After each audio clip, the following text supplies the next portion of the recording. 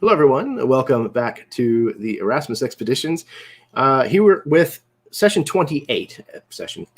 28 of the Help Action series, where I bring on a guest and we do a little bit of interview, a little bit of Q&A, and a little bit of a topic discussion. So I'm really excited tonight because this is a topic that is very, very near to my heart. And it's something that I've really wanted to discuss for a long time here on the channel. And I couldn't think of a guest to have on to talk about this. And I was really happy when I finally settled on the guest that I was able to round up for this evening. And we're going to be talking about music. So here to join me is my guest, Locrius. So Locrius, you son of a bitch, how are you? What the hell did you just call me, you son of a bitch? I'm doing good, man. I'm doing good. I'm really excited to be here, man. This is great. This is fun, man.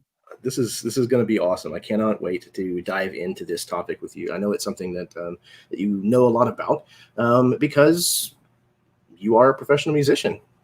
Yeah, I mean, I've played a lot of music, man. I've played a lot of rock shows, that's for sure. That's awesome, dude. I spent some time in choir in junior high and in band in junior high and high school. So definitely not rock and roll, but it was for a time a big part of my life. That's awesome. It's been a long time since I've actually tried to read sheet music, but at one time I knew how. But I am a big music person. I love listening to music, especially in regards to gaming. Hell yeah. Whenever I do my prep work, whenever I'm running my games, I'm listening to music right now. It's definitely a big part of my identity. So why don't you tell people where they can find you and all that good stuff? What's going on, everybody? My name is Locrius. If you search for Locrius, that's the way you spell badass.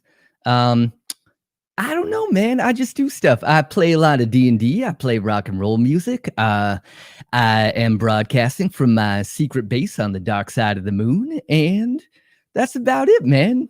That's about it. If you search for Locrius, you'll find a blue dude. I do weird shit. You'll find it, man. You'll find me. Absolutely, man. And I went ahead and included the link for your YouTube channel in the description of this video. Cool. Maybe one day I will make another video. I don't know when that will be, but I should do it, man. I should do it. I did a conversation with Dave from Nerdarchy the other day, and same thing. He's like, "Hey, man, I'll put up your YouTube channel stuff." I'm like, "I haven't made a video in a long time, but go ahead, sure." Yeah, man, those monster videos they're hilarious. They're fun, man. Fantastic. I mean, here's the thing, man.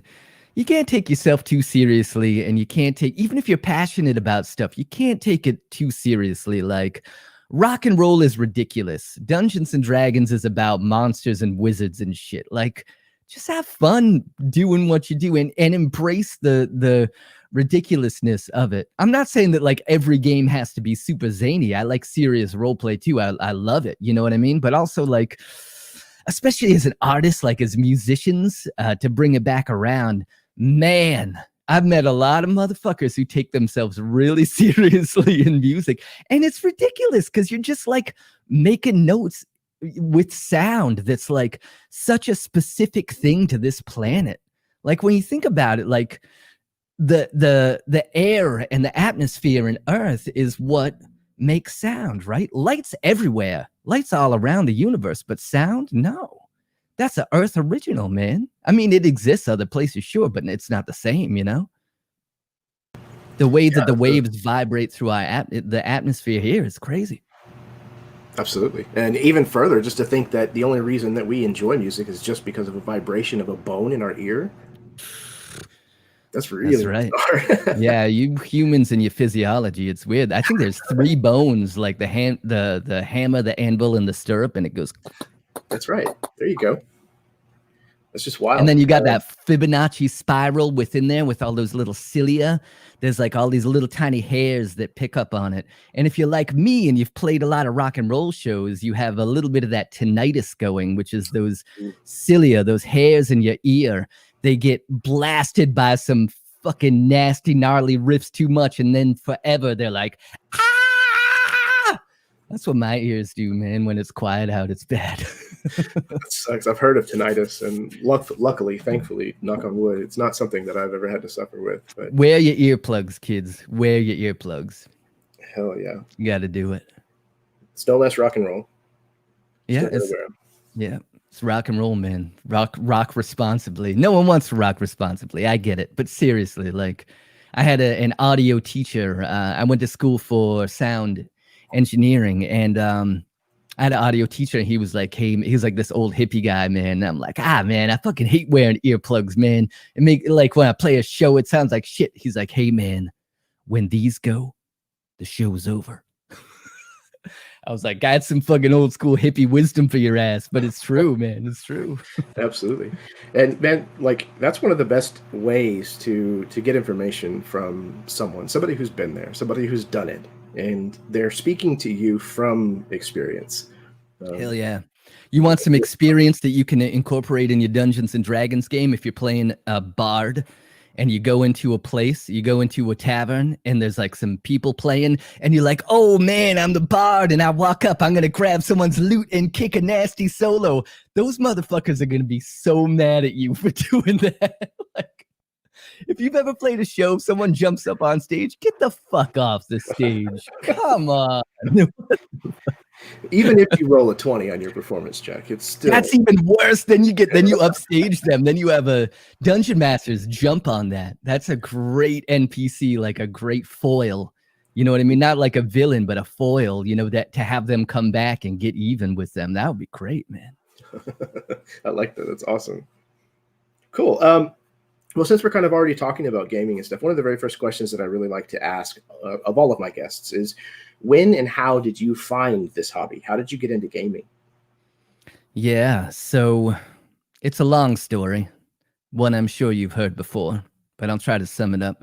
For those of you out there who don't know, I am an interdimensional being, cast backwards through time and dimension from an alternate retro future to rewrite the history of rock and roll. Long story short, I came to Earth and I assimilated your Earth culture, and in the 70s, I went through a human childhood. And in that childhood, my best friend in the world, he's a genius, right? He was one of these kids, he was so smart, right?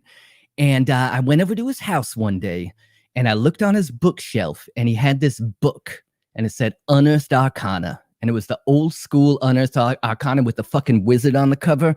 Looking down, he's looking through this glowing book. There's a fucking imp in a jar behind him. He's looking at this eldritch knowledge. And I'm like, "What is this, man?" And he's like, "That's D&D. And I was like, "What's D&D? And he was like, "It's a game. You get to pretend that you're like a cleric or a fighter or a magic dash user. And you get to go around and kill monsters and collect treasure." And I was like, "I need this in my life. Where do I sign up?"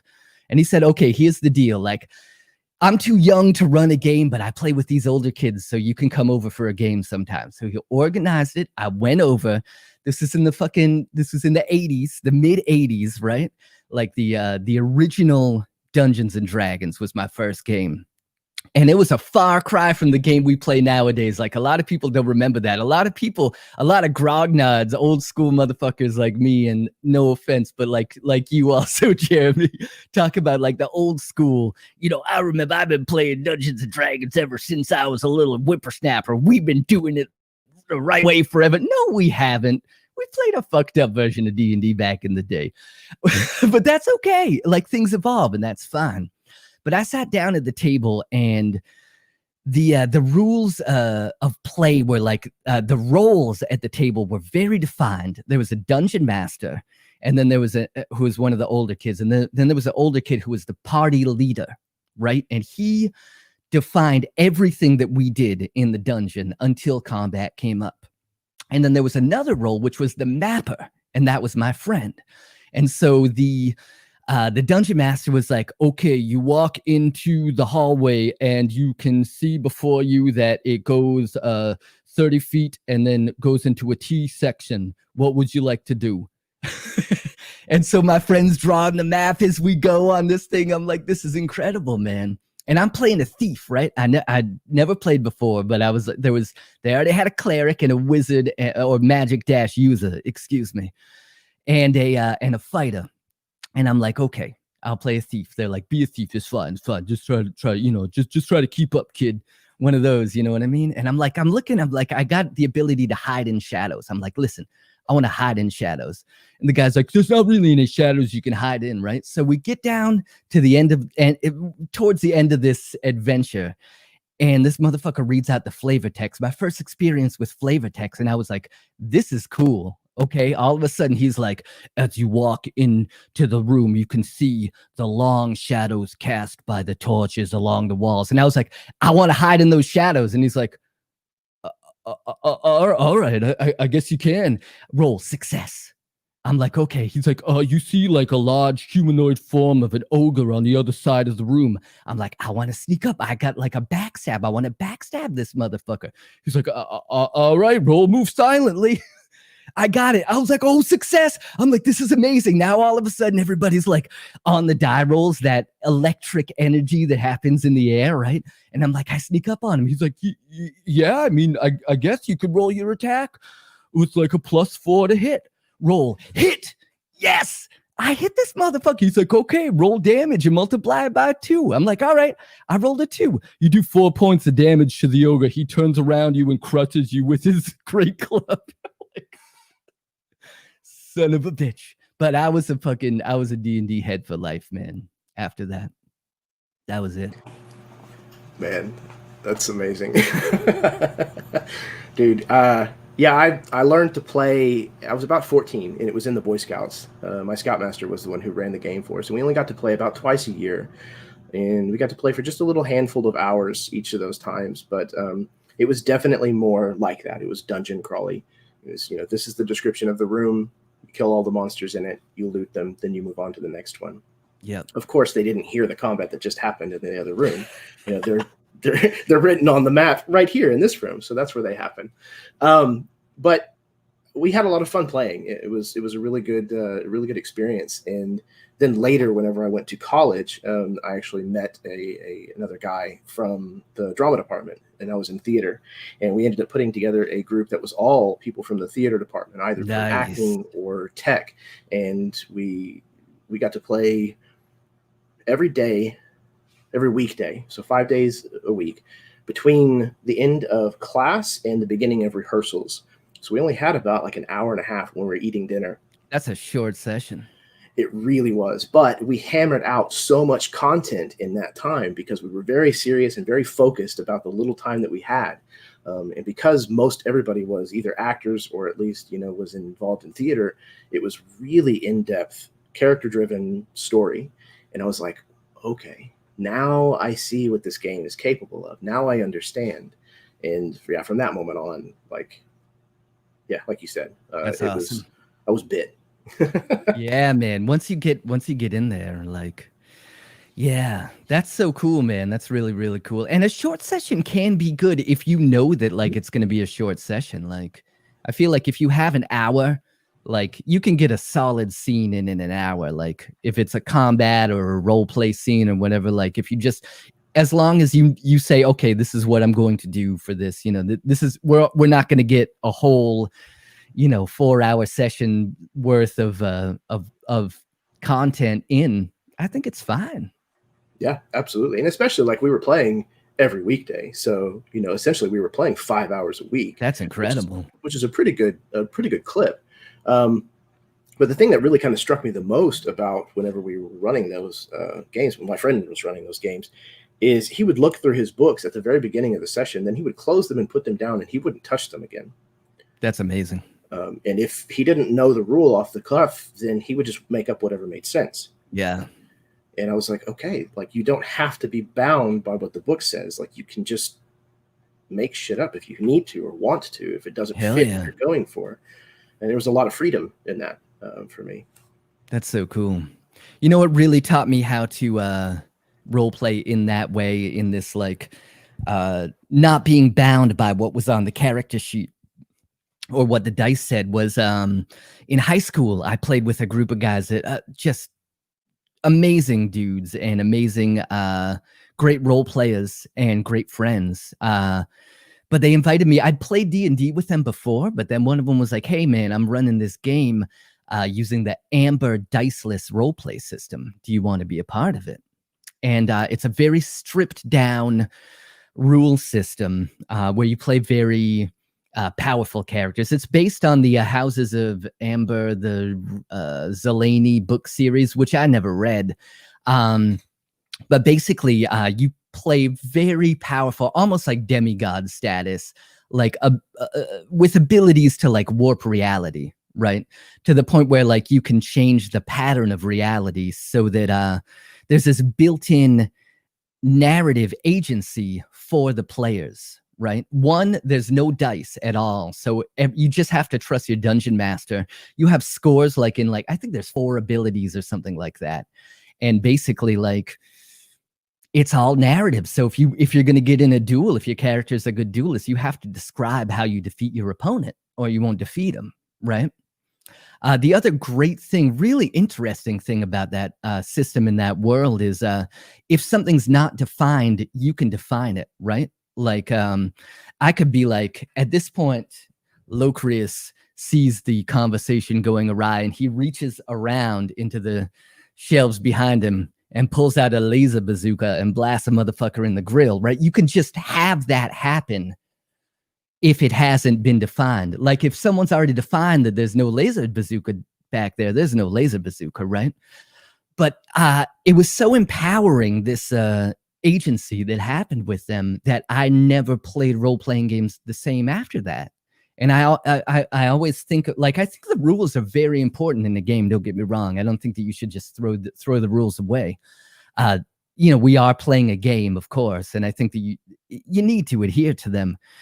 But there's a time, story-wise, if a character says, you know, this NPC that I just found, what if this is like a character from my homeland? That's amazing. Yes, right? That I know that's an improv thing. I've never done any improv, right? But the whole yes and idea is, it's just, it's such a, it's an empowering way to play. And there's, I'm having a brain fart right there.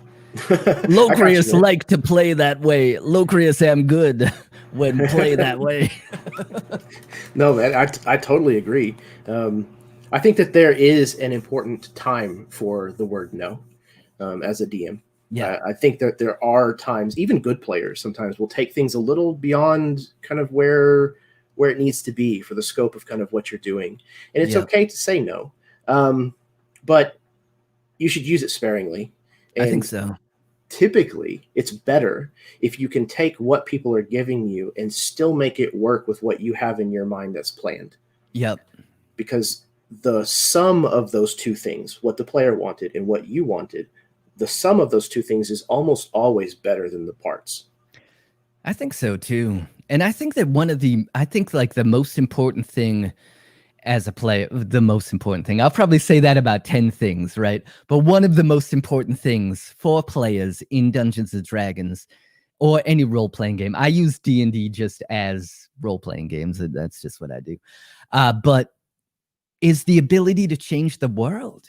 Like, you need to be able to change the world. And as a dungeon master, you need to let your players change the world, and in ways that you might not have envisioned, because that's the magic element of playing a role-playing game, right? It's not one person's story, it's everybody's story. So that being said, I do.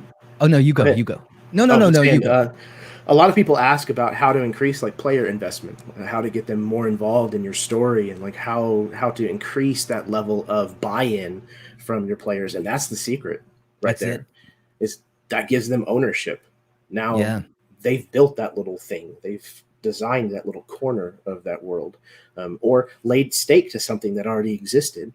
You know, let them become barons and dukes, and let them topple governments that you have established. Let them burn down a city if it makes sense, and they're not just doing it because they're fucking weird and crazy.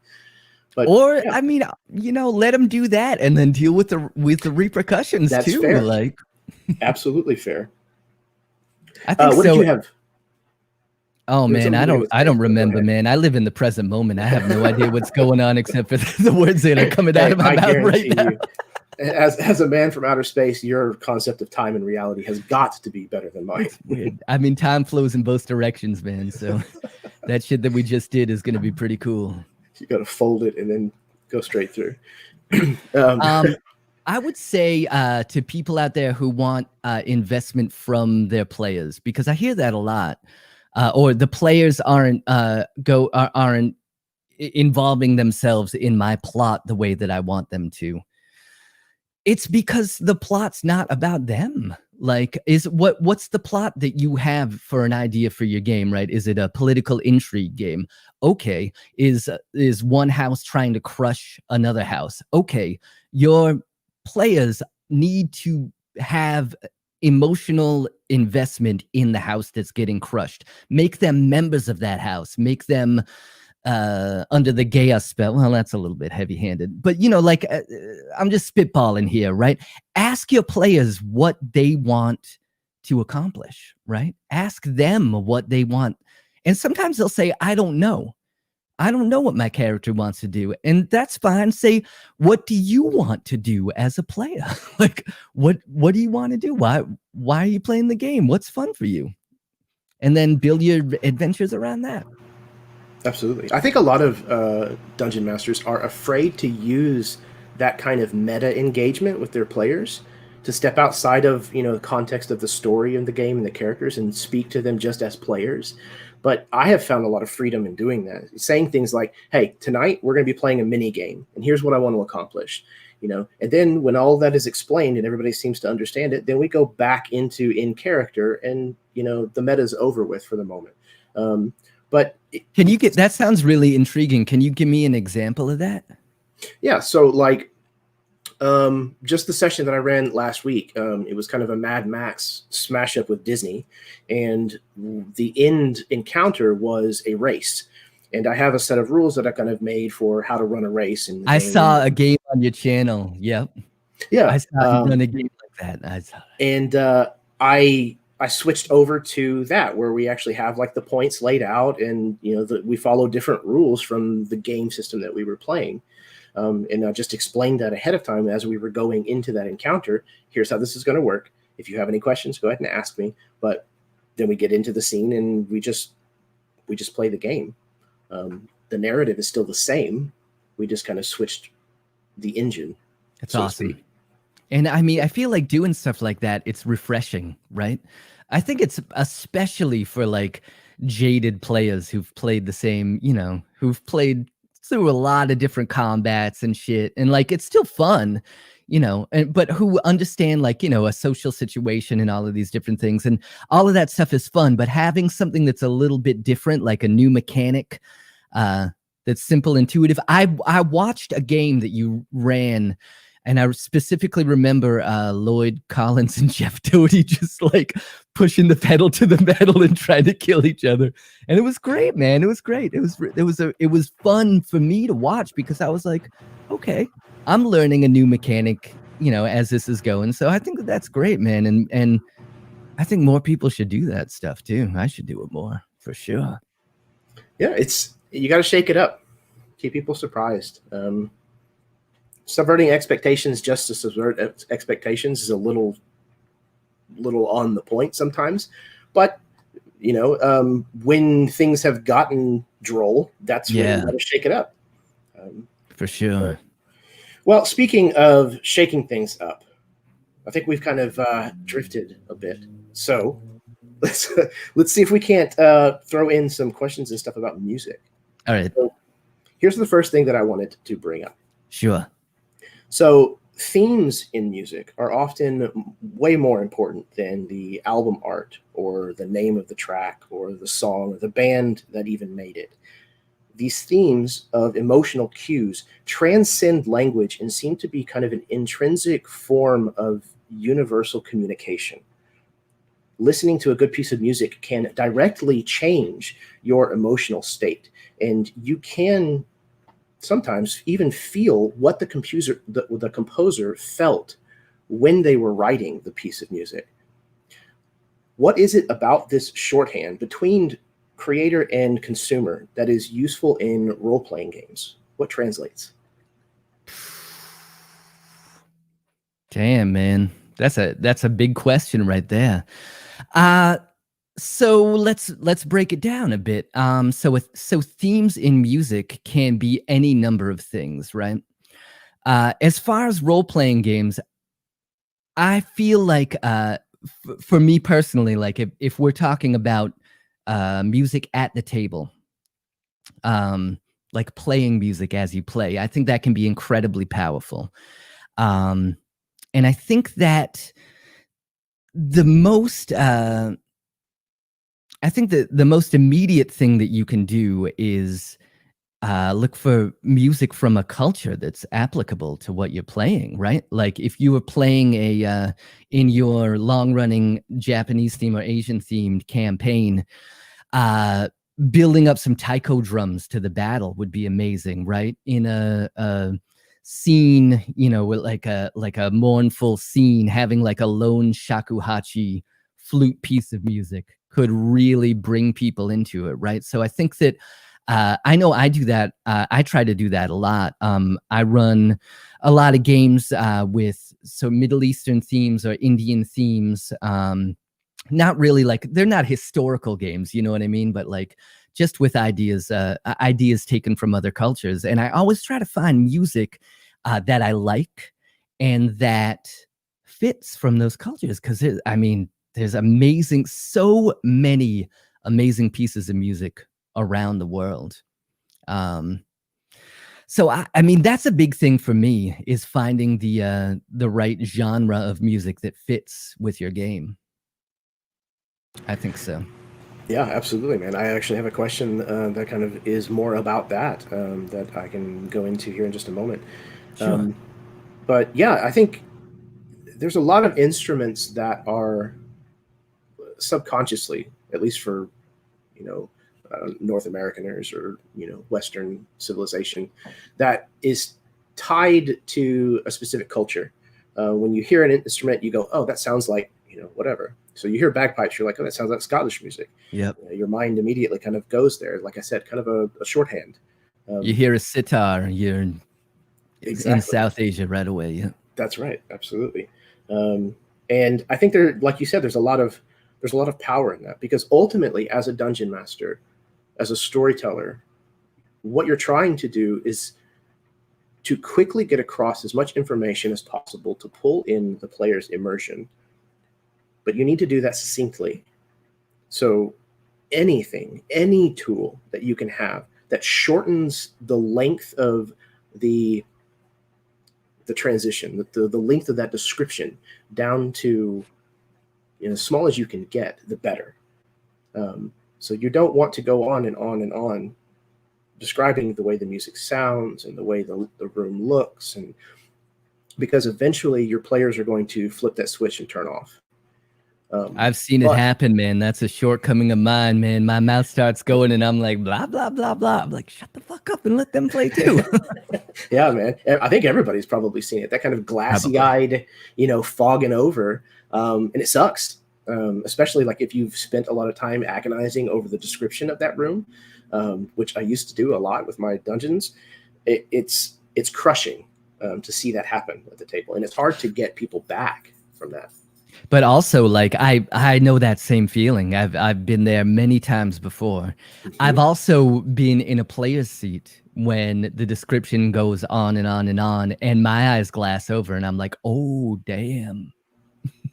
Yep.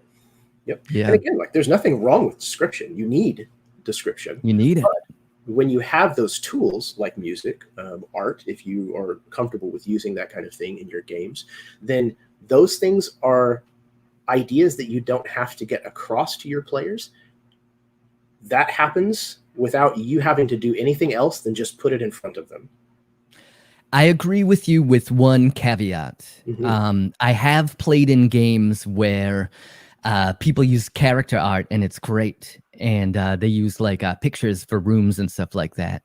And as a player, I've asked before. I'm like, so describe the mannerisms of this person, or like describe, what is this person's a wizard from a far off college. Like, what are their robes like? I look them up and down, and they're like, oh, they look just like the picture. Don't do that. You can't do that. You should use images and anything in music, and you don't have to go crazy with the descriptions, but I don't think that it's not a substitute, right? It's an embellishment, and it helps tremendously, but it's not a substitute. Absolutely. You should not use it as a crutch. Don't use it, like you said, in place of description. Yeah, for me, I use a lot of art for characters and locations, items, things like that. But for me, they're almost always a jumping off point. And that's typically what causes me to gravitate towards a piece of art. Is I see it and immediately my mind starts going with all the things that aren't in the picture. And the whys and the how this person acts and the way they talk and the way they hold themselves and all of that kind of stuff. If it starts to come out of a piece of art for me, then I'm like, ooh, that's going to go into my folder and I'll find a place to use it at some point. That's great.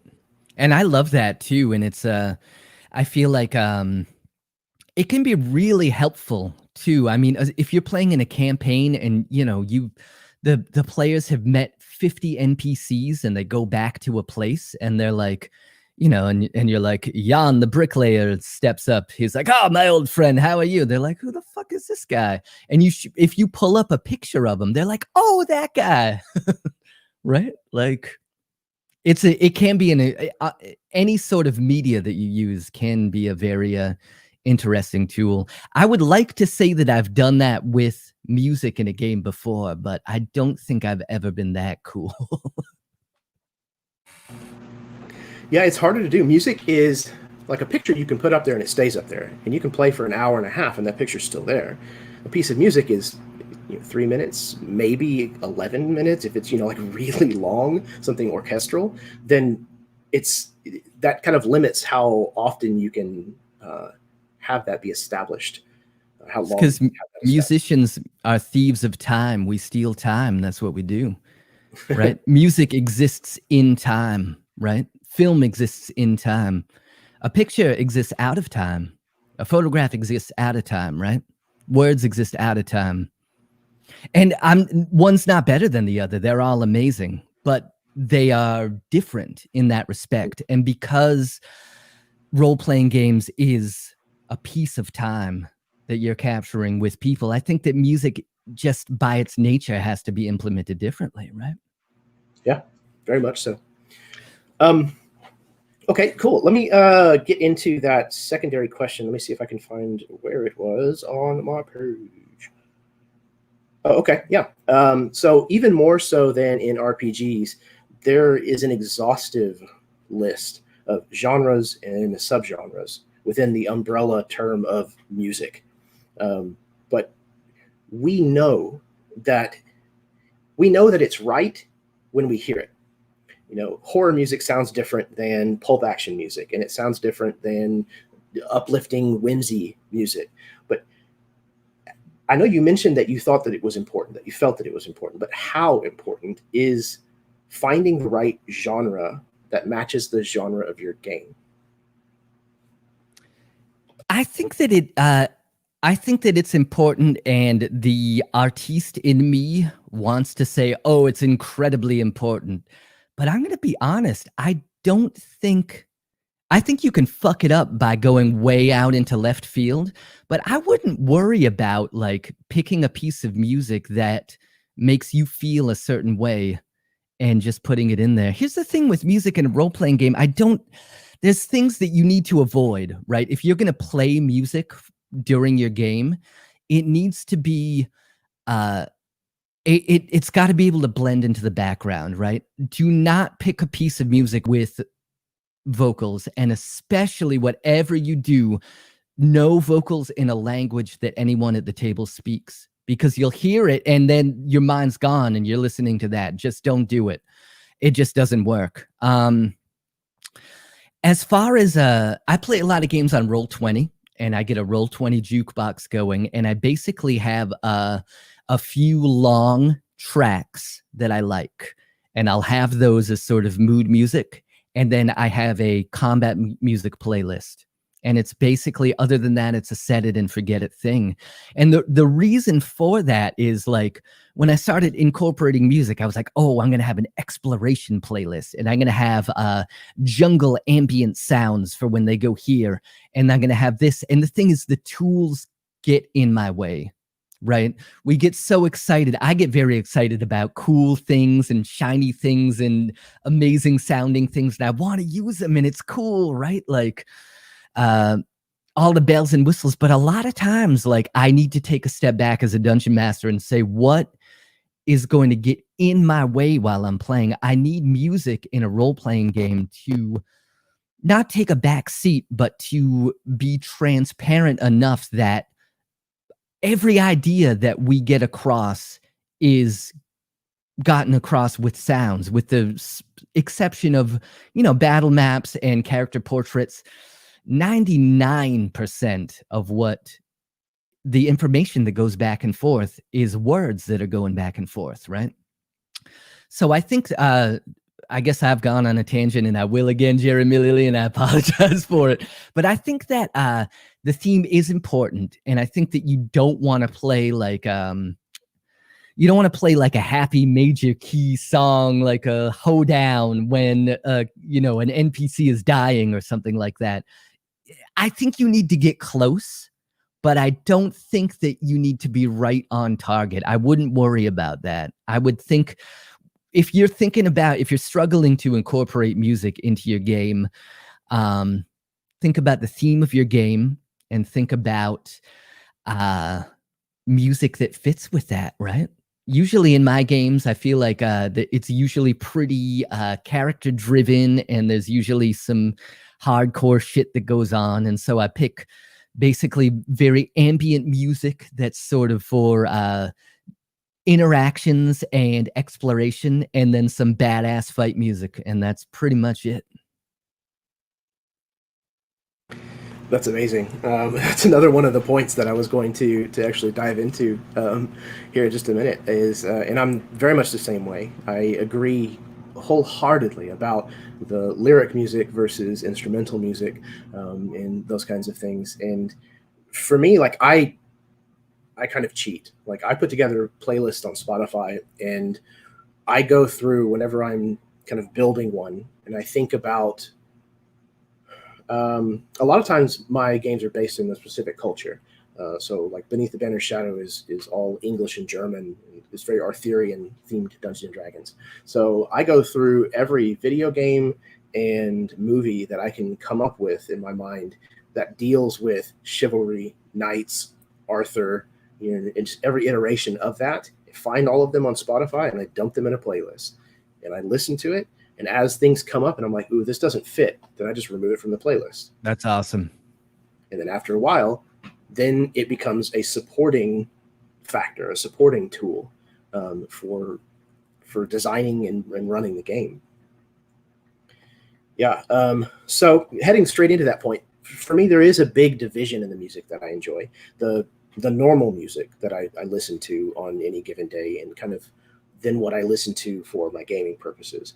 And I find, just like you said, that music with lyrics, at least those sung in English, are way too distracting for me. And they tend to take me out of the headspace, at least even a fraction of what's going on at the table. And you never want that. Anything that's a distraction like that's a bad thing. But on the other hand, instrumental music seems to elevate my immersion tremendously. And I think, for me at least, the reason is that music that has lyrics is trying to convey a story to you. It's trying to tell you a defined narrative. Even if it's poetic and kind of, avant-garde, it's still typically telling you a story. But soundtrack music, on the other hand, is almost always meant to elevate emotions as a companion piece to something else. So it's built as a secondary feature of something, as opposed to the primary feature of something. I think that's, makes a lot to of me, sense. what makes the big difference. Yeah. Now let me ask you this: when you put together a playlist, like I feel like I don't usually, my go-to is not soundtrack music. My Mhm. go-to is usually instrumental music that I find out there that are pieces that I feel like fit. And what I've noticed with a lot of soundtrack music is it's there are these specific, like, very intense builds and swells, right, in emotion, in tempo, in dynamics, in the volume of the music that I've found, unless it's never worked for me because I'm not a good enough Dungeons and Dragons DJ to have it swell at that time. You know what I mean? And it's like, I just haven't I haven't had any luck getting a soundtrack to work. Now, when you do that, is it like a set it or forget it thing, or do you pick specific pieces that have an emotional swell and try to match it up? Typically, I just set it at the beginning and I let it run.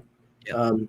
If I get into a scene that has a very distinct feel to it, if it's really sullen and somber, and the music isn't matching, then I just skip. I just hit the Gotcha. next track until it lines up better. And what I have found happens in the volume I keep very, very low, Me so I too. can hear it, but it's almost on a subconscious level. But it's much better for me to do that because I have found it helps drive my emotional response within the scene. If I find the right track, if the Yeah, music starts to get sadder, I feel the capability as a role player to become much sadder than I would without it. that's cool. Yep. Yeah. It makes a lot of sense. Awesome. That's cool, man. Yeah. And obviously, there's a pretty wide range. If you were going to play, I don't know, like some kind of superhero game, and you Yep. threw in, the Avengers and Batman versus Superman and, Injustice and all of these kind of soundtracks together, that's a pretty large breadth of different kinds of music within that. Yeah. But if you vet it, if you go through and as you're listening, just pull the ones that you don't think work out and then just use that button to skip on to the next one. More often than not, I have found it ends up working out. Because a lot of the themes in those stories tend to be the same thing. And if you're running a game with those same themes, then the music tends to support that more often than it doesn't. That makes sense. What do you do for combat music? Like, what's your go-to kind of feeling? Because for me, like, I try to get like the darkest, most epic classical music, like Wagner-esque, like just the Ooh, original fucking nice. metal shit right there. Just like the most fucking bone-crushingly heavy classical music I can get. That's what I go to. I love classical music. I'm a big, big fan of classical music. But I also really like techno. Again, is a huge umbrella term, but like synth music, that kind of stuff. One of the go-tos for me for pure Dungeons and Dragons battle music is Two Steps from Hell. It's two guys, I think. And I think they're both from somewhere in Scandinavia, but they're incredible. And it's all short, punchy music. It's 3-4 minutes, and it's stuff that they use on movie trailers before the soundtrack is done, or commercials. You hear in a lot of that kind of stuff, and it's really fast tempo, heavy drum beats, real big swelling crescendos. It's really good battle music. That's awesome. I'll Yeah, check it out for sure. And that sounds awesome. yeah, it's good stuff. Okay, so I have another question for you. So when you first came to Earth, what bands or genres of music was it that grabbed your attention and made you decide to stay? I mean, the original fucking metal bands, Black Sabbath and Led Zeppelin, and I mean, Jesus, there's so many great ones, and Motown. It's a toss up between those and Motown. That's it, toss up, and funk. and heavy music. I like grunge a lot. I like a lot of the grunge bands. I think it was an amazing time for music. Seattle, like Seattle grunge. Oh yeah, Dude, yeah. hell That's what I yeah. grew up in high school. Pearl Jam, Soundgarden, Soundgarden and Alice in Chains, man. Temple Fuck. yeah, I ate that stuff up. Oh yeah, hell yeah, man. I probably still got a fucking plaid shirt somewhere. Ripped jeans, combat boots. It's awesome. Yeah. But Mhm. I mean, I like a lot of different music, man. I grew up in a household with classical musicians who actually specialize in Renaissance music, in European Renaissance music. So That's amazing. yeah, My dad had a very eclectic taste in music, like everything from Elton John to Michael Jackson to he's the one who introduced me to Ace of Base. Like, yeah, back in like the 90s, he was like, "Have you heard of this band, Ace of Base?" I was like, "No." He started playing it to me, and I was like, "Dad, what the hell are you doing listening to this? This is like Euro club music. Like, what?" And I was like, "Okay, like this is all right. This is pretty good poppy music." I was like, "But that's just strange." But so he had a massive record collection, and I remember listening to Dark Side of the Moon and nice. Brick Road and Thriller, the White Album by the Beatles. So I grew up around a lot of really good classic music. Bruce Springsteen was a huge Gotcha. feature in my house. So yeah, I've There was always really liked music. Sorry, go ahead. no, that's okay. There wasn't a ton of rock and roll in my household growing up. We had a huge record collection, a lot of classical music, and we had a lot of Beatles albums, and that was really what got me into rock and roll. And we had one Hendrix album, which was amazing. We had one Janis Joplin album, and then my next door neighbor got into punk rock, and he started playing me this punk rock music, and I was like, I listened to some bands and I'm like, this is okay. And then he played me this band and I was like, that's fucking amazing. Who's that? And he's like, this is the Misfits. And I'm like, what kind of music is that? And he's like, it's punk rock. And he played me this other band and it was like fucking like reggae rock and roll. And I was like, who the fuck is this? And he's like, that's the Bad Brains. And I was like, what kind of music is this? And he was like, that's punk rock. And then he played me this other band and they're fucking like going a mile a minute and fucking talking about political shit, but they're all like great musicians and shit. And I'm like, who the fuck is this? And he's like, this is the Dead Kennedys. And I'm like, what style of music is this? And he's like, that's punk rock. And I'm like, genres are fucking stupid. They're stupid, man. Like people, like the same thing with grunge, right? None of those grunge bands sounded the fucking same, right? They didn't sound the same. They were from the same place at the same time. But good music is timeless, right? Put on one of the original Aussie era Black Sabbath albums right now. The production, you can tell that it was recorded a long time ago, but it's timeless. Put on fucking Abbey Road by the Beatles. Your mind will be blown every time. Like it just will. So Yeah, just recently, I would say maybe as long as 2 years ago, I laid down in the dark and put Dark Side of the Moon on with my headphones and actually listened to it from start to finish for the first time ever with no interruptions, nobody else coming in and talking to me, not doing anything else, just laid there and listened to it. It was close to a religious experience. It was phenomenal. So yeah, it's again, music is this bizarre way of communicating that kind of hits us in a place that language and talking can't reach, and it's amazing. I think you're right too. And I think music is one of the first choices you get to make as a kid too, right? Like you get to choose what you like. You don't have a lot of control over your life as a kid, but you get to choose what music you like and what bands you like and what you like to listen to. And that's a big deal. And I think that that's a reason why like music choice is a big part of identity, a big part of my identity, big part of most people's identity. I think that it's just because it's a cultural thing, right? Absolutely, and exactly like you were just talking about, punk and grunge and heavy metal, ska, rap, hip hop. All of these things they're not just genres of music. They're a cultural thing. They are a lifestyle. Most people end up dressing like a lot of the bands that they listen to. Yeah.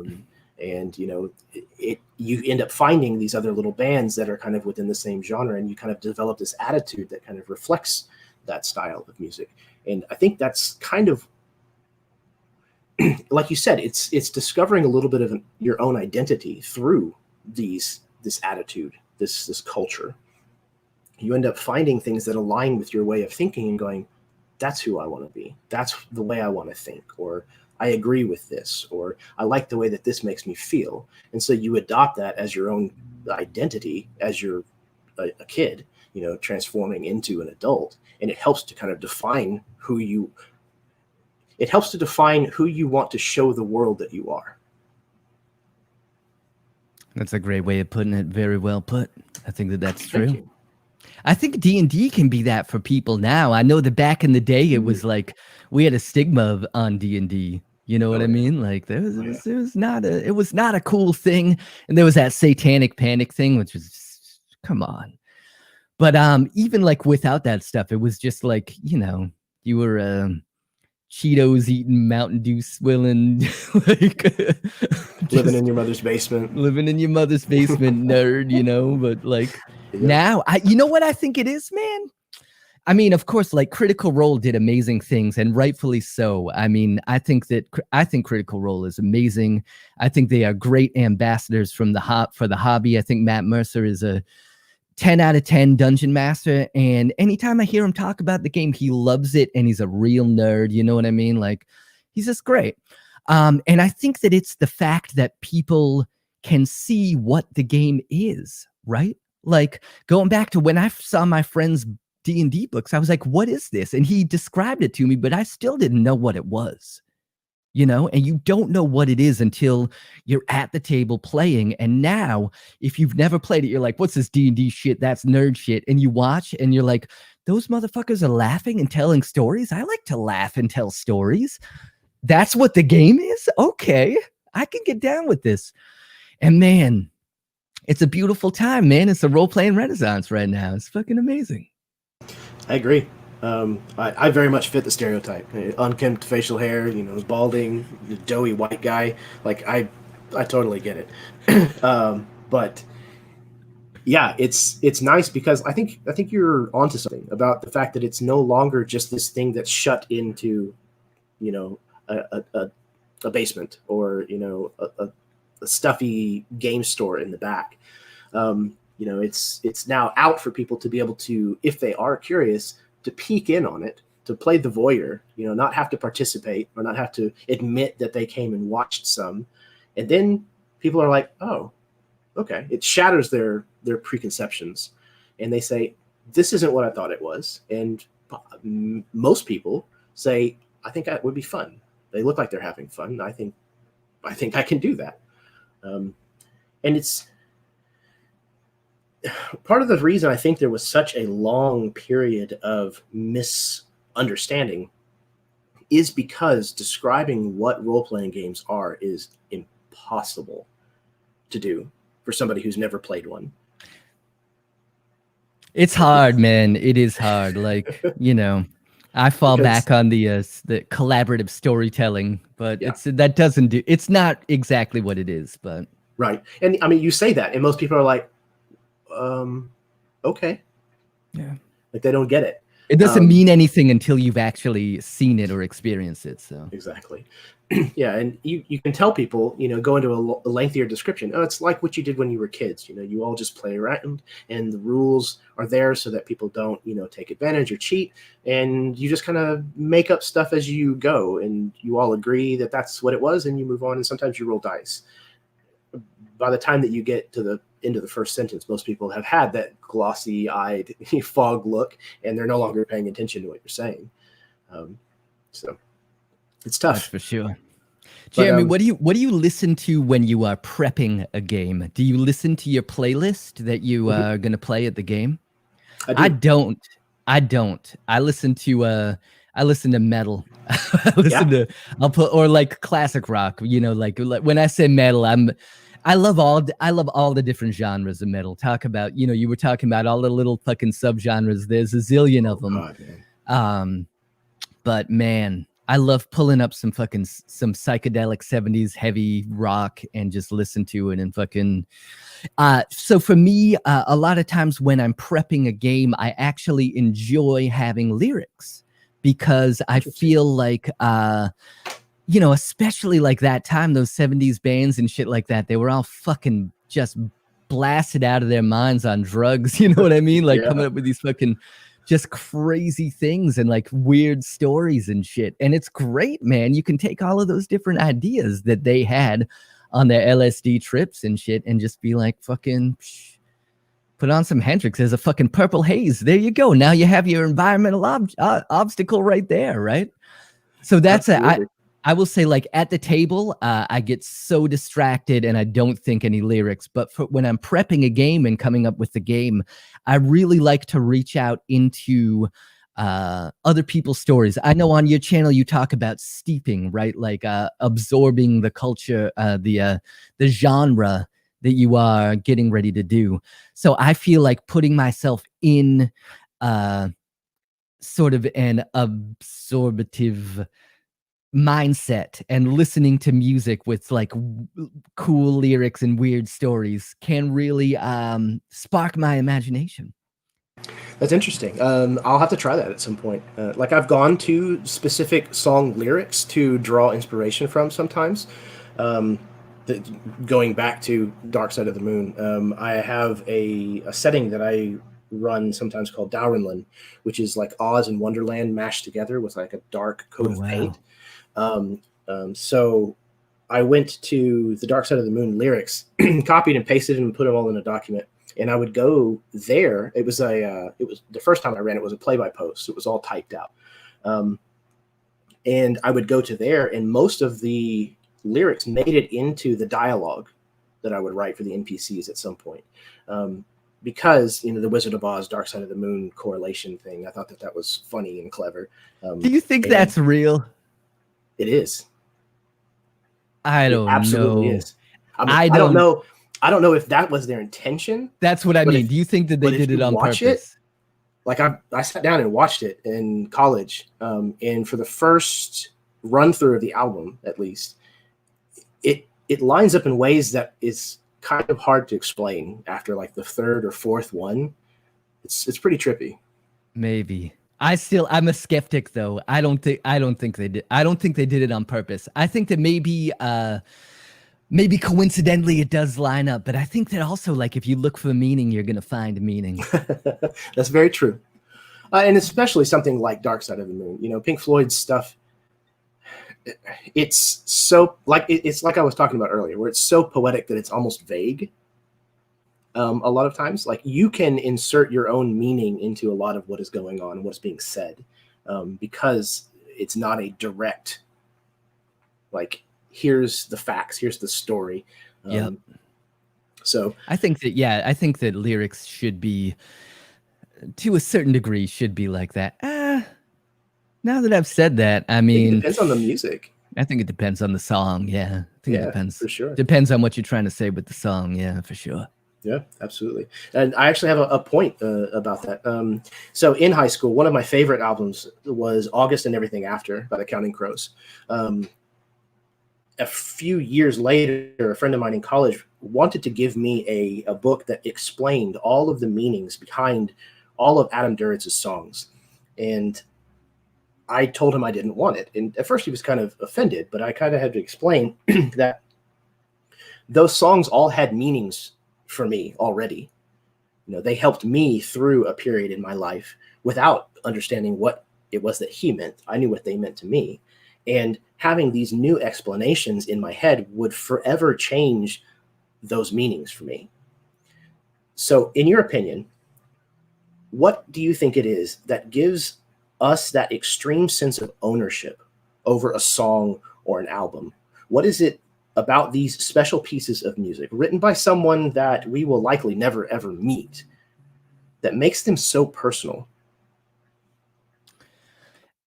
think every song is different, man. It's like when I started writing songs, I tried to find out the right way to do it. I think about it, it's a lot like prepping as a dungeon master. What's the right way to do it? How do you do it? Do you come up with a riff? Do you come up with the composition? Do you have the lyrics? Do you have a vocal melody? Do you know the tempo of the song? Do you know the time signature of the song? What do you need to do first to write a song? And the answer is everybody's going to come up with their own way. But the real answer is every song is going to be written differently by you, right? So it's so easy to like get into this like, I love thinking about prep and talking about prep, but it's like so easy to shoot yourself in the foot when you're trying to prep a game or write a song, because you get into your own way and you're like, okay, what do I need to have done for this session? I need to do this, and I need to make sure that I have a map, and I'll, like spend 3 hours working on a map, and you don't have a session prepped. Like you just got to figure out what is the right thing for this session. It's the same thing with a song, right? You need to figure out what is the thing that's going to make this song. And it comes down to a hook in a song. And I think it comes down to a hook in a game session too. And I'm not saying necessarily a plot hook. I think that plot hooks it's a dangerous territory, right? Like in a sandbox campaign, it's okay to throw them out, but if you throw out a hook, you got to be okay with your players not jumping on it, right? But what I'm talking about is a hook in a song. I feel like you need that special something to hook your players. And I think a lot about D&D and storytelling games, role-playing games in general. And people talk about 3 pillars. I think that there's a 4th pillar that's the story or the plot, and you could call it what you want. But if you don't have those moments where there's a reveal or a twist or a hidden piece of information comes to light, or suddenly you realize that the person that you've been entrusting is secretly worshiping a dark god, right? These things that change and turn, it's like the bridge in a song, right? The structure of your game, it needs to be put in there, and you need to think about that, because otherwise I feel like the way that I noticed this was as a player playing with great dungeon masters. Like Rob Coletta is the master of it. Marquise is amazing at it. Nico Dawson is amazing at it. These moments in a game where all of a sudden things change and you were promised an answer and you get an answer, but it's not necessarily the answer that you wanted. Like I think of it as it's like a change in music, right? If you have the same thing through the whole song, it gets boring. Unless you're James Brown. But what did James Brown always do? He always took it to the bridge. Every song, he vamps out in the song. He knows that he needs that part to bring it to the bridge. You need that in your game. It's a hook, but not a plot hook. It's like a hook from a song. And what that is, it's different in every song, right? In Crazy Train by Ozzy, it's that initial riff, that fucking Randy Rhoads riff, right? Bam, bam, bam, bam, bam, bam, bam. You hear that riff and you're like, wait a minute. And a great song has multiple hooks in it. Think about your best songs. It's probably actually got more than one hook in it, and it should. And the hook doesn't need to be, the hook can be played by anyone. You want me to prove it? Look at fucking In Bloom by Nirvana. What's the hook in Nirvana? Kurt Cobain was great with multiple hooks, but the real hook of that song was played by Dave Grohl, and I believe written by Chad Channing, the original drummer. That's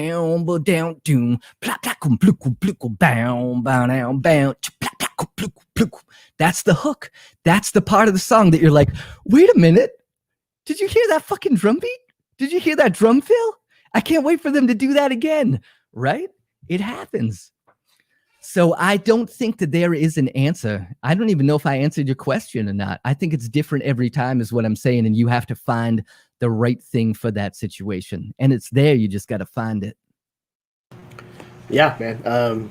The muse is a fickle bitch, and if you find a follow through that connects you to your muse, you need to capitalize on it as much as you possibly can. Everybody's got a smartphone nowadays. You need to have a note-taking app. I use Google Drive.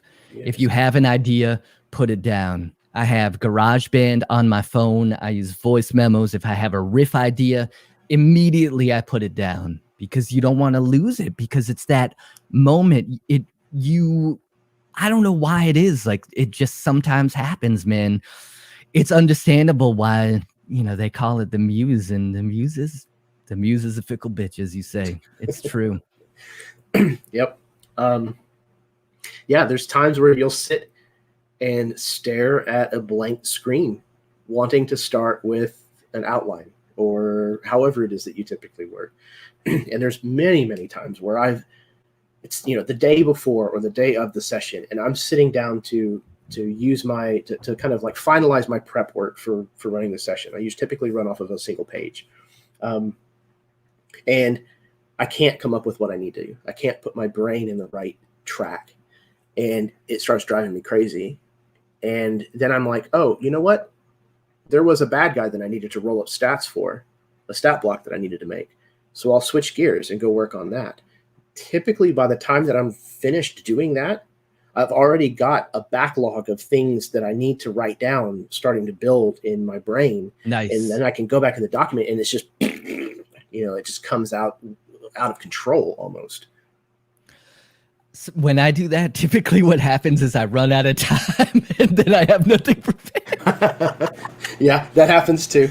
No, but that's it. That is great advice. Just focus on something different for a minute. And I mean, that's incredible advice. It really, really is. Like, for anything, any kind of art, if you're drawing a picture and you can't get it, just put it aside. If you're trying to write a song, just put it away for a minute and do something else, and then go back to it. And you'll be like, oh, okay.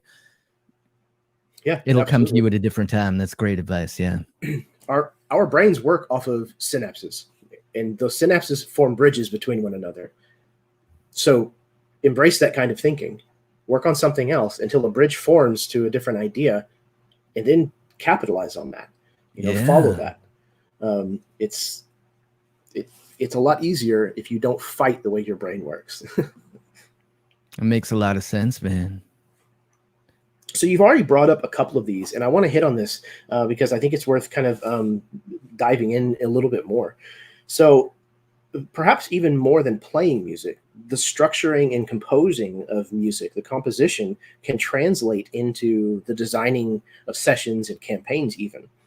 Learning how to build an arc with a distinct beginning, middle, and end, for example. That's one way that I can see. But even more specifically, perhaps, is the importance of using ideas of things like tempo, crescendos, staccato, when to insert a rest, etc. And you mentioned hooks. Are there other things about music composition that you feel correlate directly to building stories within the framework of gaming? Interesting. Yeah. There was I think a lot of the if you're familiar with the Book of Five Rings, Miyamoto Musashi he was a Japanese swordsman and a duelist, and who knows what really happened, but the legends say that he won like 50 duels and never lost, and he was like super out of the box thinker, one of the few dual wielders from history. He would fight with a katana and a wakizashi. And just crazy stories about the guy, amazing stories. You can look him up. But later in life, he got pensive, as most people do, and he retreated and he wrote the Book of Five Rings, which is a book of philosophy. And he has this concept in it: from one thing, know 10,000 things, which is like, he's like, I spent my life killing motherfuckers and I can apply that to everything. And he said, but everyone can do that. The carpenter can do that, and the merchant can do that. And he goes into all these different things. So I think that as we talk about this with music, I would say out there, you have mastered something. Anyone out there is really good at something. So take that and apply it to it, right? So we can try to do that with music as well, right? And I think that I think music is a great template for it, because music, I think a song really is a story, right? And not even with the lyrics aside, right? Of course, you can tell a very literal story with your lyrics, or you can imply a story with your lyrics, but the music in a song, in a good composition, is a story in and of itself, right? It's got a beginning, a middle, and an end. And I think that there are a few things that make music very compelling, at least to our modern ears, right? I think that one thing is groove and repetition is a super important part of music, right? If you listen to a hip hop, most hip hop has pretty much the same beat. There are tons of variations within it. But it's pretty much the same beat through it, right? And so having a theme for your session, I think, is super important, right? But you need variations in it, right? And hip hop does that with amazing lyrics and vocal rhythms, right? Like just incredible stuff, virtuosity. All different kinds of musics do it differently, right? In the type of music that I usually write, most songs have a verse, a chorus, and a bridge in some form or another. And I think coming up with those things in your game is an important thing. And I think you can think of them as the different pillars of the game. You probably, if you're planning a session, you probably want to have a combat session in there, though you don't need it. But it's nice to prepare for that. I guess what I'm trying to say is variety is important in your game, right? So in your game session. So I think that using that as a template, is that answering your question at all, Jeremy? Absolutely, man. Yeah, I think you hit on a fantastic point in the through one thing, know 1,000 things. And that's 100% the whole purpose of help action. Yeah. Is what I'm trying to illustrate to people is that regardless of your knowledge base, your skill set, you can likely apply it to role-playing games, and it will make you better at running and playing games. You just have to figure out what correlates. I think that's it. Yeah, I think it's a lot like a magnet school. If you go to a magnet school for art, every subject is filtered through a lens of art. They teach you science through art. They teach you math through art, and vice versa. If you go to a science magnet school, then everything is taught to you through a lens of science. And it's kind of the same thing. If you take a look at the skill set that you've developed through your life, or the multitude of skill sets that you have developed through your life, and you just put it through a lens of role-playing games, most of the time, there's going to be things that surface, and you're like, oh, I really know how to do XYZ. I can use that and put that into my game. Exactly. That's fantastic. 100%. Getting back to the music thing, because we are supposed to be talking about music. So yeah. Applying music ideas to a role-playing game, I think that pacing is one of the most elusive parts of being a dungeon master. I know that it's one of those things that I think everybody struggles with at some point, but it's something that I'm very aware of as a difficult thing to do, right? A difficult thing to control that pace. And I think about I've played a lot of music in a lot of different environments. But there was a while that I wasn't playing rock and roll, and I was living away in the sticks, and there wasn't any music around except there was a community band, right? Like I'd never played in a marching band in high school or anything like that. I'd never done any of that stuff, but they needed someone to play in the percussion section. I'm like, okay, I play drums. I'm a drummer. I can play drums. So I went there and I played the snare drum, and a couple of the people over the next few weeks ended up leaving the percussion department, I guess because I smell bad. I'm not sure why, but there was a profound lack of people in the percussion department. And I was like, hey, listen, I can bring in a kick drum pedal and I can play the drums with everybody, right? I can come in here and I can play the kick drum part and the snare part at the same time. And if it's a swing song, I can play a swing beat. And it was a community band with all amateur musicians, which was like 25 amateur wind players, right? Like of varying degrees. Some of them were really good. Some of them had played for 2 years in high school and hadn't touched it since, right? I'd never played with a conductor before, but I was like, oh my God, this is a cacophony of music out here right now. I need to just lock eyes with that conductor, and I need to be brutal, and I need to leave people behind if they're not listening to me, and I need to control the tempo of this right now. So I think that there are times in your game where don't be an asshole as a dungeon master. Don't be a jerk. And if someone's like, if someone's meandering verbally and they're having fun, then that's okay. But there are times when you kind of need to move things forward. And I think it's okay to step in at those times, because I think everybody at the table is responsible for it, but I think the dungeon master is the person who can step in and change it, right? So I would say be a drummer when you're a dungeon master, right? You control the tempo of the game, and if things are dragging down, you can speed things along. If someone's getting ready to do something, right? If they're meandering, you can say, make the choice right now, right? The scene ends. Over the next 2 weeks, you lick your wounds and this and that. You are allowed to move it forward. You're the drummer. You control the tempo. Just do it. If your players, let your players know that you trust them. And if there's something that they want to go retroactively and do, oh, well, over those 2 weeks, I would have done that. Of course, absolutely, no problem. But don't be afraid to fucking put the hammer down and make those motherfuckers follow the tempo. It's so true. Yeah. Yeah. Percussion absolutely sets the beat. And yeah, I think even if it's everybody's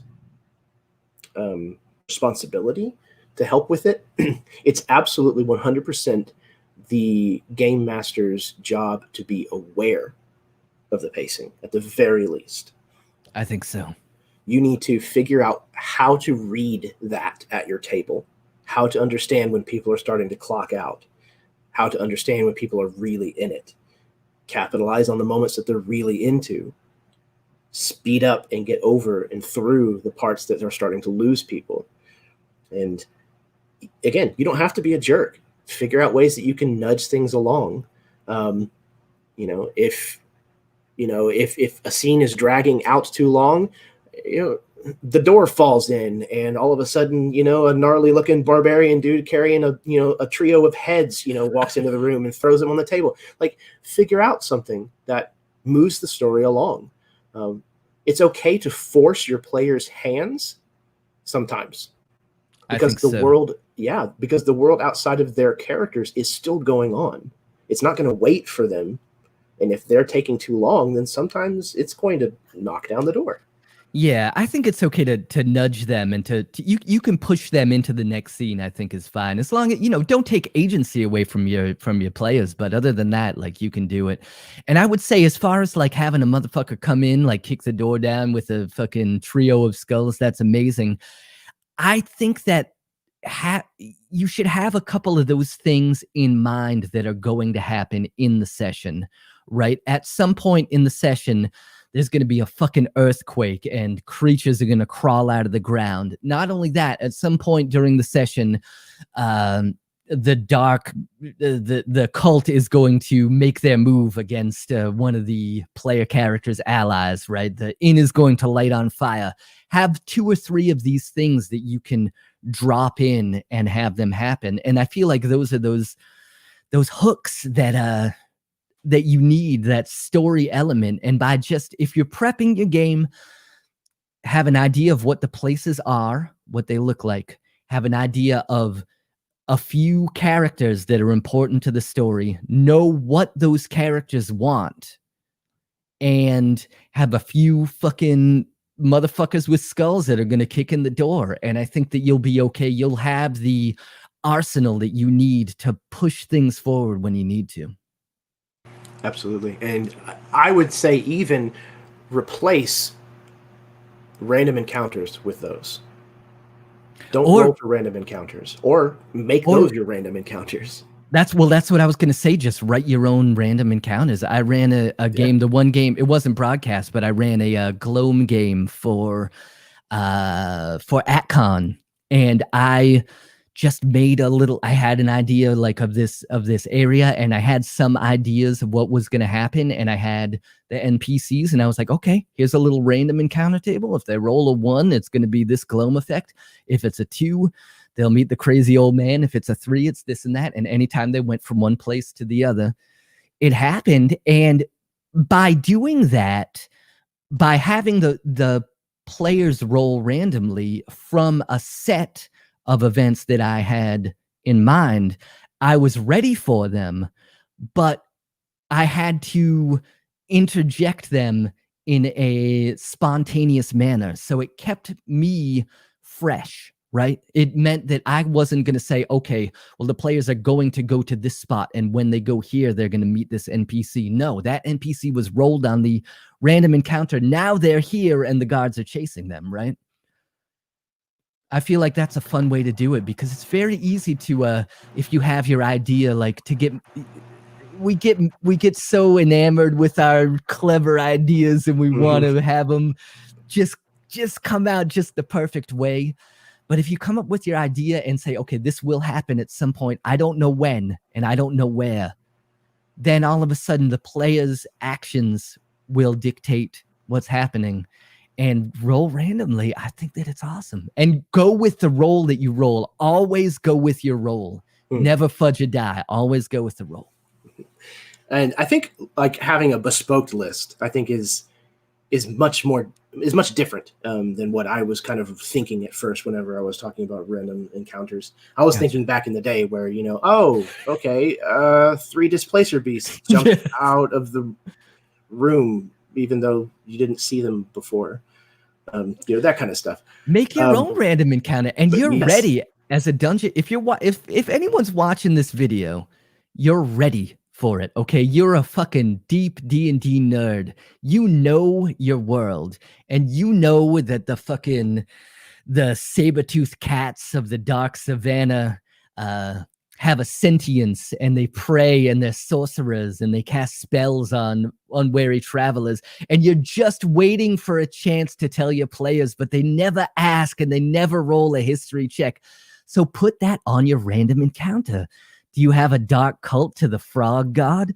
Put those cultists on your random encounter. Now, oh my goodness, I get to use these guys. It's great. Do it. Make your own random encounter, and it can be short, just a few ideas, and then it keeps you fresh. It lets your players know, oh shit, the world is a chaotic place. Who knows what's going to happen, right? Just do it. It's great. That's great advice. Using it as a way to color in, the areas of the map that may not otherwise be explored. Because we all have them. We have those ideas. Yeah. I know you have them in your worlds, man. Like, no one will ever know. So just put them in a random encounter and see what happens. All your little Easter eggs. Put them in there. Hell yeah. That's perfect. Awesome. Okay, we have a question from, what you looking at, Josh? He says, family group. One person wants to play metal music while we play. One person can't stand it because they, quote, can't think while it's on. Are ambient playlists the only answer? It's a close one. I mean, I think that you need to go with the, if it's a distraction for someone, I think you need to be sensitive to that. But I mean, also, like, I don't know. There's a lot of here's what you do. Go on Google and Google instrumental stoner metal, right? And you'll hear some like really fucking slow ass, sludgy, heavy as fuck music without lyrics. That might be the answer, man. Look into doom. Try to play some instrumental doom or sludge or stoner metal, right? Because it's really slow and drony. So it might give that visceral feeling that you get from give the person who wants to listen to metal, it might give them that, yeah, fuck yeah, this is heavy as shit, while not getting in the way for the other person. I don't know that there is a perfect answer for that one, unfortunately, but that would be my first choice. Otherwise, if it's an in-person group, put the speaker next to the metal person and turn it down low, maybe. Yeah, I think that's, if you're talking about playing in person, that's one of those things where you have to compromise at some point. You know, you can only have so many snacks on the table. You can only have, you know, a certain number of kinds of drinks in the fridge.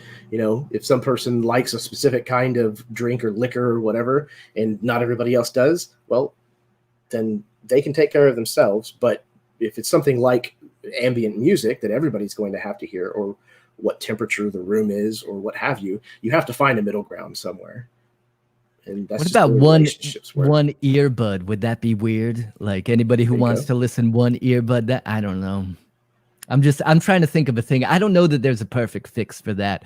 I don't know if they don't like music at all.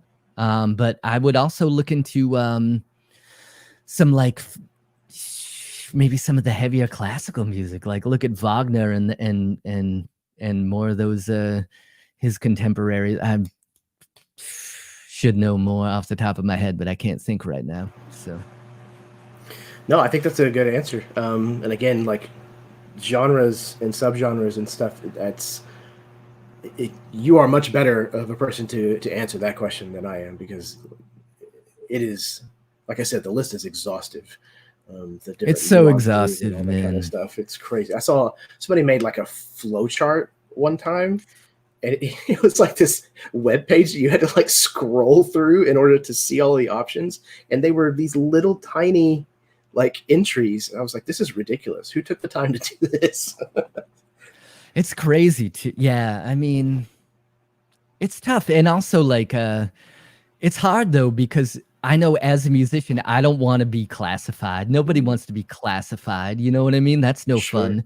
But if someone tells me about a band, I'm like, oh, what kind of music is it? You know, I want to know what I'm getting into, though, right? So, yeah, absolutely. There's a ton out there, man. Though, yeah, it really I've played with some fucking on some mismatched bills too, man. Really? Yeah, man. Like I've had people mad at me before.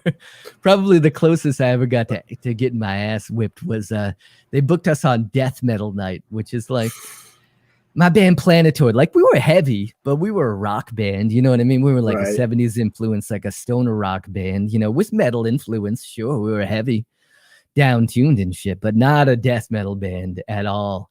And the thing is, like, I put on me and Avatis, my guitar player, we put on a little bit of like a blush to bring out our cheekbones when we play and we get into our space uniforms and stuff like that. So we kind of need a backstage to do that. There was no backstage at this metal club. They just had in the bathrooms, they had like the steel plating, the diamond plated steel on the bathroom stalls.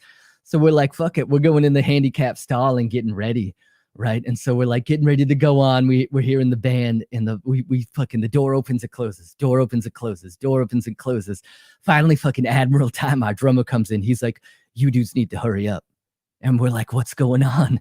And he's like, dude, people are fucking freaking out. They're like, there's two dudes in the bathroom in the men's stall. They've been in there for a long time. Their pants are down. Like a bunch of shit's happening. Motherfuckers wanted to whip our ass. I mean, which is ridiculous. Even if we were doing something, who cares? But I'm like, God damn it, man. They hated us. Jesus, they hated us. Except for one British couple. They loved us. They were like, we didn't know what to expect, but we fucking love you guys. You were great. That is an amazing story, man. Yeah, like for a while in high school, I was really into ska music. Yeah, and I went to a couple of like concerts that were in the downtown area next to where I live. There's this place that, or it doesn't exist anymore, but it was a club that was built inside of an old house, and the house was big.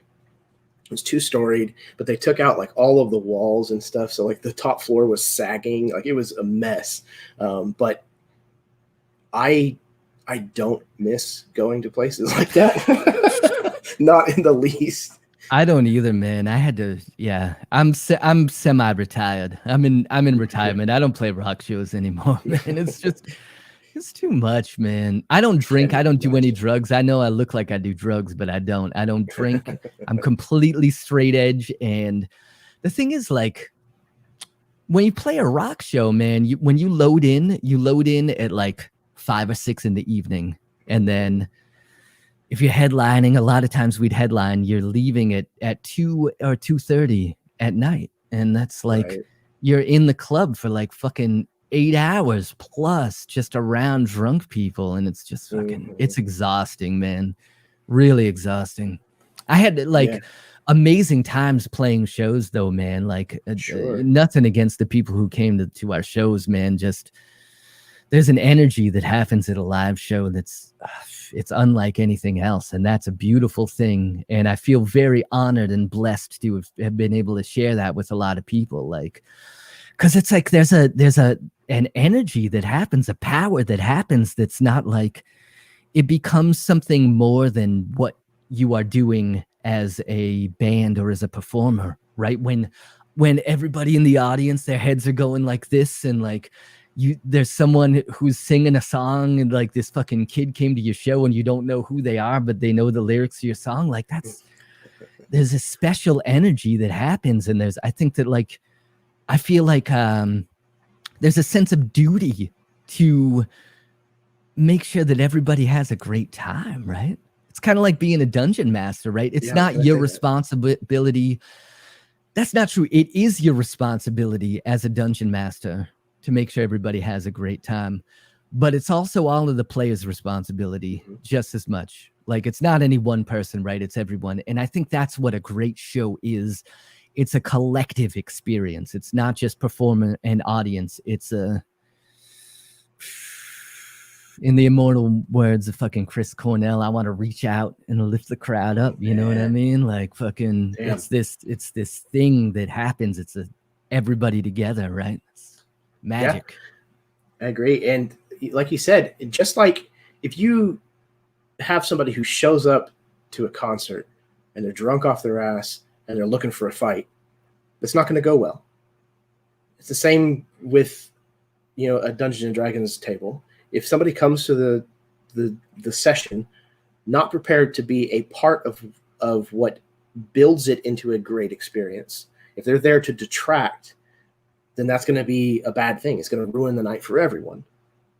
So as a player, just as much as a dungeon master, when you come to a session, you need to be ready to do what you can in order to build everything up, to build up the other players, to build up the dungeon master. So when the dungeon master gives you an obvious thread to follow, be a good player, follow it. Absolutely. Find a way that it makes sense for your character to do so. Absolutely. But try to do what you can to follow it.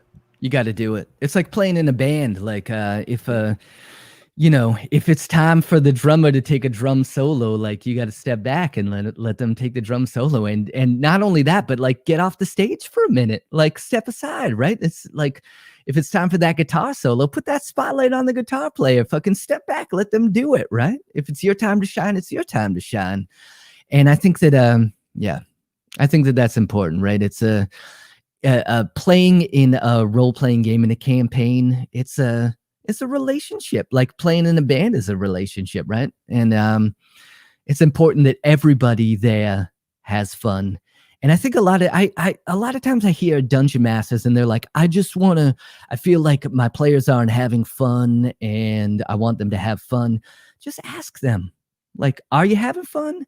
What would be more fun for you? Because like, this is the story that I want to tell, but it's not just my story. What story do you want to tell? Let's make it something that we're all having a good time doing it. And sometimes motherfuckers want to play a different style of music than you want to play. And that's okay. And it's time to say, hey, let's finish this campaign up. And then you can find a band that plays the music that you want to play, and I'll play in a different kind of band. And that's fine too. Yeah, absolutely. Um, in any relationship, and I've said this a lot here on this series, any relationship, the single most important key that is going to maintain that relationship as a healthy relationship is communication, bar none. 100%. And that doesn't matter whether it's a relationship with your spouse or your siblings, your parents, your children, your coworkers, your Dungeons and Dragons players, your bandmates. You have to have open lines of communication and healthy lines of communication in order to maintain that relationship in a positive way. Learn how to do it. Absolutely. Metallica made a whole movie about it. Awesome. That's a great movie. I love Metallica, but I mean, kudos to them to allow themselves to be so vulnerable for that. You know what I mean? Like, there's a lot of embarrassing shit for them in it, but I mean, I love that band. They're a great band, and every band has issues. Everything has issues, right? Like any relationship will have issues, and it's just like you said. Yep. You just got to talk about it and figure it out, and you can fix it, whatever it is, as long as everybody's down to do it and like realize that you want to be playing in the game together. You'll be good. Just talk about it. I agree. Yeah, my wife and I have been together for 25 years, since we were 15. Damn! Congratulations, that's awesome. Thank you. We met in high school. We became really good friends, and then we started dating, and we've been together ever since. And a lot of people, will ask me, how did you do that? How did you go through the transformative years that everybody goes through in their teenage years and survive as a couple together? And that's always my answer, is because we communicate with each other. It hasn't always been the best kind of communication, but we established very early on that if we're going to fight, we're not going to fight dirty. We don't call each other names. We don't yell and scream at each other, and we're going to listen to each other, listen to both sides, and then we'll hash it out, whatever it is. And that has helped tremendously. But like you said, everybody in the relationship has to be willing to do the work, because it will be work at certain points. That's unavoidable. All these people that say, oh, they're so easy to be with, we've never had a fight, blah, blah, blah. It's like, well, you haven't had a fight yet. It's probably going to happen at some point. And if you don't know how to fight with each other, you might be in for a nasty surprise. That's a good point. I think respect is a big deal. Like, ooh, definitely. I can tell that you and your wife have a tremendous amount of respect. Me and my partner are so fortunate to have her. She's amazing. And we've been together for over 9 years at this point. And congratulations, man. It's awesome. Yeah, it's great. It's perfect. Love of my life. I never knew that you could be in a relationship where where there was like that mutual respect and just love and willingness to do whatever it takes to make it work. So yeah, just keep putting yourself out there. I feel like I was in a lot of relationships where I would give and give and give and not get a lot in return. And then I realized that I was just with the wrong person. You can find someone who's willing to put in, and just, you got to be willing to put in without wanting to get anything out of it. And you'll find someone who's willing to do the same. And then it's magic. It's amazing. So yeah, just it's do it. Absolutely true. I met her at a rock and roll show. Yeah, I did. Yeah, that's awesome. Yeah, she came to she came to see a different band, and I met her, and that was a crazy night, man. Someone stole my go-go boots and smashed a car window with it, and we had to. This motherfucker stole my backpack with. You want to talk about some fucking rock and roll is a crazy industry, man. This motherfucker stole my backpack and ran down an alley with it. We had to chase him down. We got all my wireless gear back. He fucking took a swing. Admiral time, one fucking punch knocked him out in the parking lot. He was coming back. Fucking the cops came, and this drunk ass motherfucker walked back down, ran down the same alley. Fucking all the cops came, fucking swinging at chairs with him. I ended up at the after party with the most beautiful woman I'd ever seen. I saw her at the club, and she happened to be staying over at the same motherfucker's house. Fucking Matt from Shadows Fall. We were fucking crashing on his floor, and we fucking played a Michael Jackson dance game. I was sitting by myself because I didn't drink, and she thought I looked lonely, and she was like, "Who's this guy?" and came over. She was like, "We're gonna play the Wii," and I was like, "I'll whip your ass in that game. What game is it?" And she was like, "It's a Michael Jackson dance game." And I was like, "Oh no, Locrius, you just wrote another check that your ass can't cash." But I used I used all my inspiration points to whoop her ass to a Wii Thriller, and then the rest is history. Yeah, I didn't even know such a thing existed. A typical story, one I'm sure you've heard before. I think there's a movie about that, actually. That's it, man. Man, that's awesome. Okay. Yeah, I have one more question that one of the people that was tuned in a little bit earlier, Cole, asked for virtual games. If you're not using a VTT, I think she means virtual tabletop, like Roll20 or something. Is there a good way to get a music stream to your players that doesn't sacrifice sound quality? So there's more of a technical question here.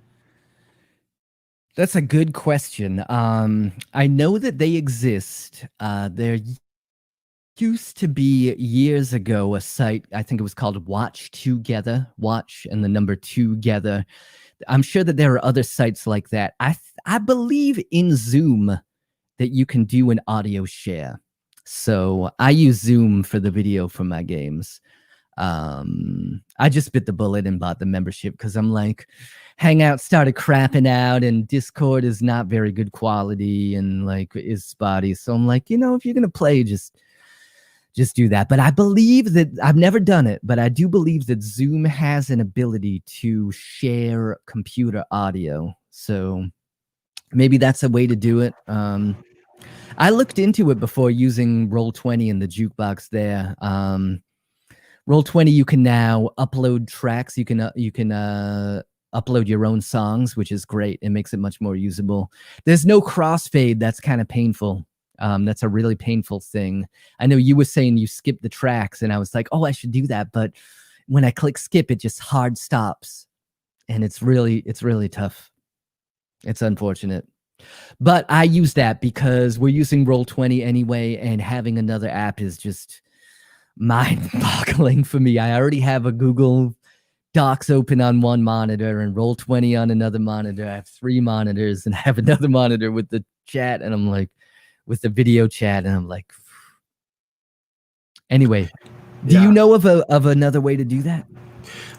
No, I use Zoom as well to run my games. I use StreamYards for help action specifically because it has like this feature that I can have at the bottom, and I have the YouTube chat over on the left on the same window, so it streamlines what I'm doing. But for running games, I do use Zoom, and I have done the share computer audio. However, since I listen to Spotify playlists, all of the music in there is copyrighted. Yeah. So I can't have that on my video. I did not realize that for one of my games, and it got flagged. I didn't realize that it was playing to the audience, and I was like, oh, well, I'm not going to be doing that anymore. Yeah. So now I don't know if there is a good answer. I'm sure there is one, but I don't know how to play it to your players, but not to your audience if you're broadcasting. I think I like tabletop audio. There's a Roll20 has some built-in soundtracks, and one of them is tabletop audio, and so they are great about letting you do it with the stream. It's just an attribution license, so I think it's a Creative Commons attribution. So just give them a shout out during the stream, then that's great. And for battle music, I highly recommend an artist called Makai Symphony. They're a Japanese, I don't know who they are, but they're Japanese. I found them on SoundCloud searching for Creative Commons music, and Makai, Makai Symphony, which I think means Demon Symphony. My Japanese isn't very good. But it's great, like epic battle music if you're looking for that. That's awesome. That's a good tip. I see a question from Jason Smith, my man from the Smith clan. What domains would a cleric of the Church of the Overdrive have? Oh man, that's a good question. Can you believe I've never actually thought about that? I think that Tempest domain would be a good one because they're badass and they get thunder damage. So I think that would be a good one. Church of the Overdrive. I could see Forge domain because that's pretty metal. I think that would work. For me, myself, I mean, I think I'm more of a fucking, like a warlock motherfucker. Probably myself, as much as I would like to think I'm a cleric. I mean, no, I got to be a bard. If I was a character, I'd have to be a bard, I guess. I don't like playing bards in games, though. I think it's too close to home, right? It's like, I don't know. I want to play something that I'm not able to do in real life, I guess. I would go Jason Smith. I'm going to go off the cuff. I'm going to go with Tempest. Go with Tempest. I think that's what it would be. It's awesome. Well, Locrius, that's all that I had, man. That's all the questions and everything, all the talking points that I wanted to bring up and go over with you. This has been an absolute pleasure, man. Thank you so much for agreeing to come on and do this. For sure, man. It was great. It was super fun, man. I love talking about nerd shit. So it was awesome. And hopefully I wasn't too rambly. I know that you asked some questions and I started to answer them. And I don't know if I ended up answering them, but it sure was fun to have the conversation, man. And that's the whole point. I'm definitely going to try some of that stuff that you brought up. You brought up some really interesting stuff that's got my gears turning about like the mini games and about the going in and getting those playlists based on soundtracks from specific places. I'm going to try to dig deep and see how that works. It's cool stuff, man. Excellent, man. I'm glad. Yeah, like I said, this series it's all about trying to find those little techniques and tricks and tips that all of this myriad of people bring to the hobby that can be useful, that you might not know about because you might not be a professional musician. You know, you may not have thought about, tempo being such an important part of your game. But I think there's a lot of value in having these kinds of discussions. So I'm very, very glad to be fortunate enough that I have a wide network of people that I can reach out to and have them come on to the show as guests. And hell yeah, an absolute pleasure. It's been awesome. Let me leave you with this is a piece of Jeff Doty wisdom that I heard him say that's 100% true. Doty's great. He's amazing. But he talks about improv. He's a musician too, but he's a jazz musician, right? And he talks about improv and how he's learned to improv. He talks about a misconception of improv, and he's 100% right, is thinking that you're going to build something brand new from the ground up. And that's not what improv is. It's drawing on this set of tools that you already know how to do, all of these licks that you already know how to do, right? So coming from a rock and roll musician, right, which has a much more structured style of songwriting, getting back to the hook, my advice to you, if you want to incorporate my musical wisdom into your dungeon mastering game, is have a couple of these tasty licks in your back pocket that you're ready to drop into your game at some point when the tempo starts to come down. And that's what I'll leave you with, man. Yeah, that's fantastic advice. Understand your strengths and your weaknesses. Prep for your weaknesses so that you don't have to come up with those in the moment, and be okay with winging with your strengths. You fall back on them frequently. Agreed, 100%. I was going to say, yeah, prep your weaknesses if you know that they're stumbling blocks, but also like focus on your strengths and steer things towards the things that you're good at and that you like doing. Because if you're having fun, that's the cardinal rule of performance. If you're having fun, the audience is going to have fun too. You can't help it. If you watch someone who's having fun, you're going to have fun too. So get some energy, smile, get in there. It's infectious. People have a great time if you're having fun. True. So have a great time doing it. Yeah, it's so true about live performance. And as a live performer, you need that energy from the audience. You feed on that, and that will drive you to further heights as well, and draw out a better performance in the end, typically. 100%. Same for dungeon mastering. If your players are in it, then you're going to bring it even harder. And at the end of it, you're going to sit back and go, wow. Absolutely. Yeah. Well, man, I could keep talking. We could keep going, me too. man. I love talking shop. And it's great whenever you're able to find, again, that common language, that commonality, a way of communicating the ideas back and forth succinctly and easily with somebody. So it's fantastic that that music ended up working out this well. I'm very happy with it that. worked out. It did.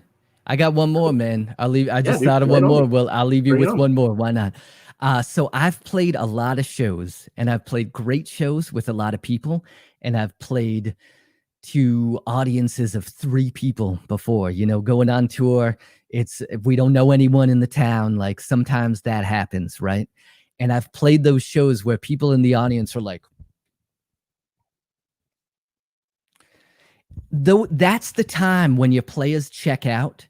That's not the time to look down at your shoes and to start mumbling and to not get into it. You know what I mean? It's easy to lose your steam and to lose your heart, but that's the time that you need to kick it into high gear and to bring them back and to have fun and to paint a scene that's exciting and compelling. Because if you do that and you bring the energy back, I've played a lot of shows that started out as shitty shows that ended up with a couple people like, yeah, because we were idiots on stage and we played like we were playing in front of a lot of people, and that energy is infectious. And so that energy as a dungeon master will be infectious. Even if your players, like I've played in those games where I look at the fucking other cameras and people are like, okay, it's time to move it forward. It's time to hit them with the big thing right now. And you can do it. You can turn it around. You just need to be mindful of that happening and don't get dejected, because you have great ideas and you just need to commit to them and it'll show and you can turn it around. Absolutely, man. Throwing yourself all in, wild abandon. That's one of the best ways to ensure that you're going to have a good time. And like you said, if you're having a good time, more than likely, if you're having a good time not at someone else's expense, then than likely they're going to catch on to that and reciprocate. For sure. That's a good caveat. Yeah, don't fuck with people too bad unless they're your friends. Yeah. if you know they're okay with it and they're comfortable, then that's different. All right, man. Awesome, man. Yeah. Do you want to plug anything else? You want to let people know what you're up to? Nah, man. I'm a hermit. I just live behind the moon and I just do my shit. And you can search for Locrius. You'll find some stuff. If I put some stuff out there at some point, I mean, it has its way of getting around. Someone will find it. Man, you're supposed to promote yourself as an artist, but it's just, I can't do it, man. So just, you can search for Locrius, Locrius. You'll find some shit. And that's it, man. That's perfect, man. Yeah. Well, again, man, thank you so much. And this was fantastic. It was awesome, man. I love it. I could talk for another 2 hours, but we should go. Thank you, everybody, for tuning in, whether you watched live with us this evening or whether you may be watching this at some point in the future. If you like these things, hit the like button, subscribe if you want. We're really, really damn close to hitting the 400 subscribers mark. I would love to be able to hit that by the end of the year. Hell yeah. If not, whatever. But yeah, so until next time, may your dice roll high and your snacks always be with you.